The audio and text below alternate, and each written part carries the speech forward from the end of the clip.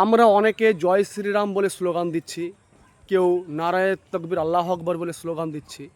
ধর্মকে ধর্মর জায়গায় রেখে আসুন, ধর্মকে নিয়ে ছেলে খেলামো করবেন না। তবে এক্ষেত্রে একটা কথা বলি, বিভিন্ন বিজেপির অন্ধভক্ত যারা আছে তাদের উদ্দেশ্যে বলছি, এই ভারতবর্ষটা হিন্দু রাষ্ট্র হয়ে গেলে তোমরা সবাই সুখে থাকতে পারবে তো? তোমরা সমস্ত ক্ষেত্রে শিক্ষা, সুস্বাস্থ্য, নিজের ন্যায্য অধিকার ফিরে পাবে তো? সেই প্রথাটা ভুলে গেছো? ব্রাহ্মণ, ক্ষত্রিয়, বৈশ্য, শূদ্র, সেই চারটি ভাগ ছিল, সেই প্রাচীন যুগে কী অবস্থা হয়েছিল। এখন সেই সিচুয়েশন হয়ে গেছে, কিন্তু বিভিন্ন জায়গায় যে মন্দিরে উঠতে পারছে না বিভিন্ন নিচু জাতিরা। কারণ তারা কি মানুষ নয়? তাদেরকে নিজস্ব কোনো অধিকার নেই? তাদের নিজস্ব বেঁচে থাকার কোনো রকমভাবে তারা সেই সমস্ত কিছু পাবে না সরকার থেকে যেগুলো পাওয়ার দরকার? কেন তাদের সঙ্গে এরকম খারাপ ব্যবহার হবে কেন?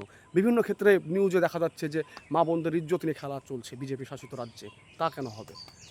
ভেবে রাখো যে এককভাবে কোনো রাষ্ট্র চলতে পারে না। এই ভারতবর্ষ এতটা একটি সুখী জায়গা, যেখানে ধর্ম, বর্ণ সকলেই আমরা মিলেমিশে থাকি। তাই এই ভারতবর্ষের একটা সুনাম রয়েছে, আর এই সুনামটা বিজেপি ধ্বংস করতে চাইছে। আমি উদ্দেশ্য করে বলছি, কেন বলছি, যে যদি এটা হিন্দু রাষ্ট্র হয় তাহলে আপনি সুখে থাকতে পারবেন তো?